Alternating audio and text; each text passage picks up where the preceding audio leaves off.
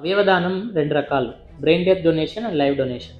So, live donation అంటే ఏంటి? అంటే బతికుండగానే మనము వేరే వాళ్ళకి ఆర్గన్స్ డొనేట్ చేయడం. ఇప్పుడు నేను యాస్ ఎ నెఫ్రాలజిస్ట్‌గా కిడ్నీ గురించి మాట్లాడతాను. సో, నా కిడ్నీ వేరే వాళ్ళకిస్తే నా లైఫ్ ఎలాగా ముందు? సో, మనము ఎవరైనా కిడ్నీ డొనేట్ చేయడానికి ముందుకొస్తే ఫ్యామిలీస్‌లో ఫస్ట్ మనము డీటెయిల్‌గా హెడ్ టు టో అన్నీ టెస్ట్ చేస్తాం. ఇంక్లూడింగ్ వాళ్ళ BP, sugar, scans, heart condition, everything. చెయ్యని టెస్ట్ అనేది ఉండదు. అన్నీ చేసి వాళ్ళు పర్ఫెక్ట్‌గా, హెల్తీగా, ఫిట్‌గా ఉన్నారు.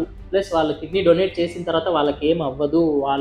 వాళ్ళ లైఫ్ స్పాన్ ఏం తగ్గదు. వాళ్ళకేది మళ్ళీ కిడ్నీ ప్రాబ్లమ్ రాదు అని మనకు కన్విన్స్ అవుతేనే, మనకి ఫుల్‌గా క్రైటీరియాస్ అన్నీ ఫిట్ అవుతేనే మనం కిడ్నీ డొనేషన్‌కి ఒప్పుకుంటాము. కిడ్నీ డొనేషన్ అనేది అప్రూవ్ చేస్తాం. డెఫినెట్‌లీ కిడ్నీ డోనర్స్ అనేవాళ్ళు ఈ అపోహ మీద ఉండొద్దు. అంటే కిడ్నీ డొనేట్ చేస్తే తర్వాత నాకు కూడా కిడ్నీ ప్రాబ్లమ్ వస్తుందనేది ఉండదు.